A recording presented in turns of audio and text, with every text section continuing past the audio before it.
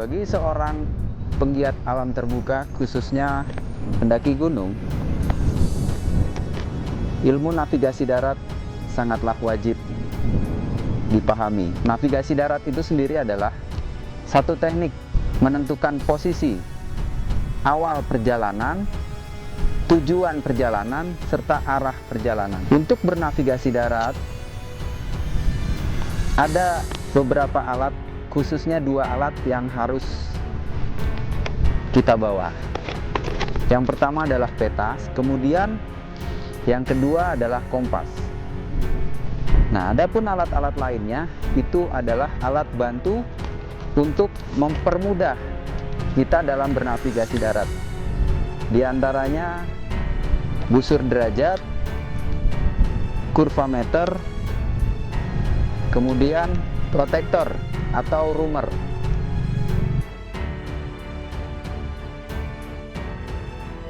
Dari berbagai peta yang ada untuk kebutuhan bernavigasi darat, lebih spesifik kita menggunakan peta topografi.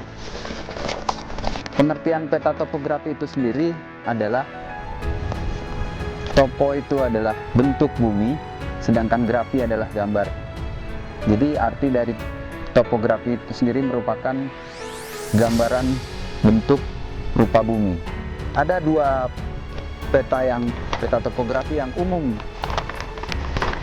bisa kita dapatkan di Indonesia, antara lain adalah peta AMS atau Army Map Service. Kemudian untuk saat ini peta yang sering kita gunakan adalah peta rupa bumi digital Indonesia yang dikeluarkan oleh Badan Informasi Geospasial atau BIG. Secara umum, peta terbitan BIG lebih informatif, dari mulai garis kontur, legenda-legenda. Untuk kebutuhan yang lebih spesifik, kita bisa mengcropping menjadi bagian kecil. Gunanya untuk mempermudah kita bernavigasi di lapangan. Yang pertama, setiap peta itu terdapat judul. Judul peta biasanya diambil dari nama daerah atau nama tempat yang spesifik, yang terbesar di dalam peta tersebut. Kemudian yang kedua ada lembar peta. Fungsi dari lembar peta untuk mempermudah pencarian peta yang kita butuhkan. Yang ketiga, ciri-ciri peta topografi ini ada skalanya. Ada skala angka, di sini ditunjukkan 1:25.000. Dan di sini juga ada skala garis. Juga menunjukkan skala yang sama, 1:25.000. Lalu yang keempat, ciri lebih khas lagi atau lebih spesifik lagi dari peta topografi ini adanya garis kontur. Garis kontur itu sendiri adalah garis hayal untuk menunjukkan satu ketinggian yang sama dalam satu tempat. Garis kontur hanyalah garis gambar yang direpresentasikan di atas peta. Nah, garis kontur yang lebih tinggi akan dikelilingi oleh garis kontur yang lebih rendah. Yang kelima, adanya legenda peta. Legenda peta dibuat untuk mempermudah pembacaan isi peta yang ada di sini. Nah, yang keenam, ada tahun peta. Tahun pembuatan peta. Tahun pembuatan peta dimaksudkan untuk mempermudah penjelasan tahun peta itu dibuat, yang berfungsi nantinya ada perubahan atau tidak adanya perubahan setelah hingga tahun-tahun berikut peta ini digunakan. Kemudian yang ketujuh, Di iktika peta biasanya terdapat 3 arah utara. Di sini dilambangkan dengan utara sebenarnya atau US,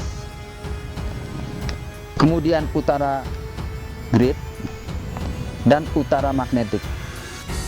Utara sebenarnya adalah utara bumi, utara grid adalah utara peta, garis-garis di peta, kemudian utara magnetik adalah utara yang ditunjukkan oleh jarum kompas atau oleh medan magnet. Penjelasan alat berikutnya adalah kompas. Pada dasarnya kompas merupakan alat penunjuk arah. Kompas ditandai dengan jarum yang selalu mengarah ke utara dan selatan. Utara yang ditunjukkan oleh jarum kompas adalah utara magnetik.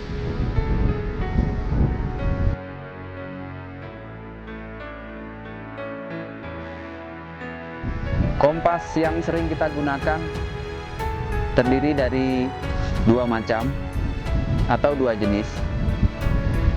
Biasanya yang pertama kita gunakan adalah kompas bidik. Kompas bidik sesuai dengan namanya, kompas bidik fungsinya untuk membidik acuan agar akurasinya bisa terbaca. Yang kedua, yang juga sering kita gunakan adalah kompas orientasi. Kompas ini lebih spesifik berfungsi untuk menunjuk arah sekaligus menggait kita ke arah sesuai sudut yang akan kita tuju.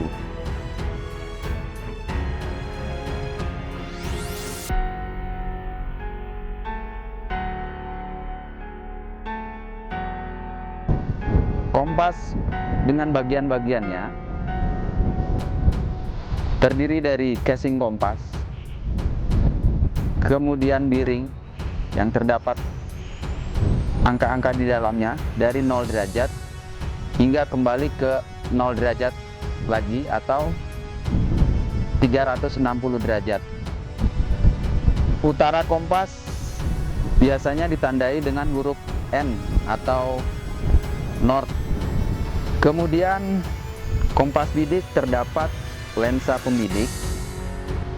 Lensa ini nanti bisa dilihat dan berfungsi untuk membidik.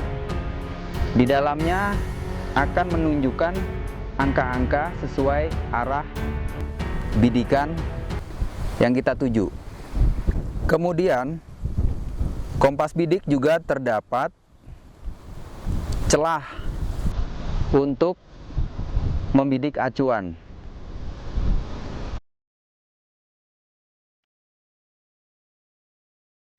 Kompas orientasi juga sama, terdapat jarum kompas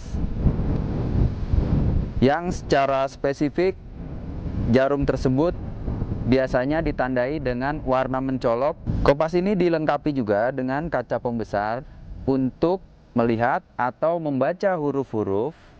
Kemudian dilengkapi juga garis yang ada huruf, membaca angka-angka. Garis ini juga terdapat untuk mengukur jarak dan mengukur skala.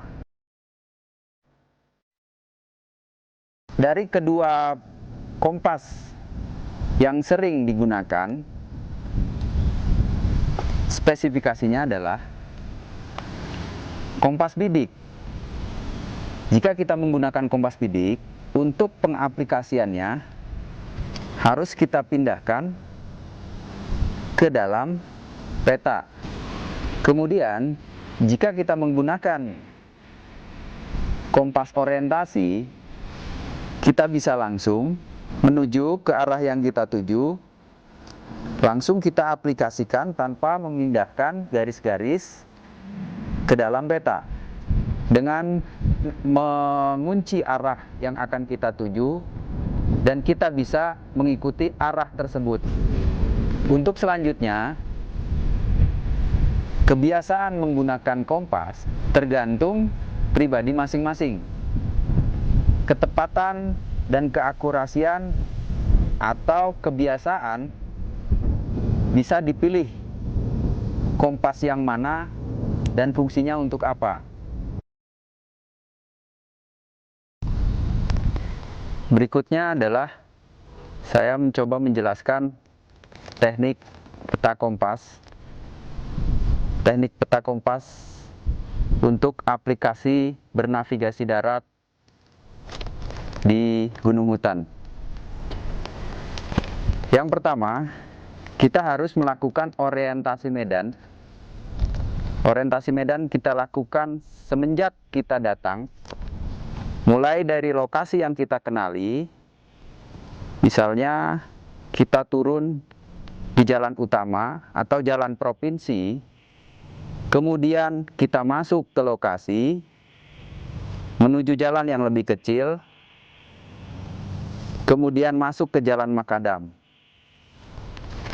Sepanjang jalan, kita berusaha untuk tetap berorientasi, yaitu mengenali ciri-ciri atau tanda medan yang kita lalui. Seperti pertigaan jalan. Kita lihat di peta, pertigaan jalannya sebelah mana. Setelah yakin, kemudian kita jalan lagi sambil menghitung jarak perkiraan seberapa jauh kita jalan. Kemudian kita lihat bentang alam sekitar. Misalnya, perbedaan vegetasi antara perkebunan teh dengan hutan di sekitarnya. Di peta akan digambarkan dengan warna yang berbeda. Sebaiknya untuk melakukan orientasi medan, kita lihat atau kita mencari tempat yang lebih terbuka sehingga bisa melihat secara keseluruhan 360 derajat bentang alam yang bisa kita tandai dan bisa kita plot ke dalam peta. Kemudian setelah kita mengenali tanda medan dan kita mulai yakin berada di sekitar situ, lalu kita melakukan resection. Langkah-langkah resection. Pertama, kita harus meletakkan peta di bidang datar. Setelah peta kita letakkan di bidang datar, lalu lakukan orientasi peta dengan melakukan atau menyamakan antara utara peta dengan utara kompas. Caranya seperti ini. Ini adalah utara peta, utara yang mengarah ke atas lembar peta, dan ini adalah utara kompas. Ini utara garis kompas. Kita letakkan secara bersamaan.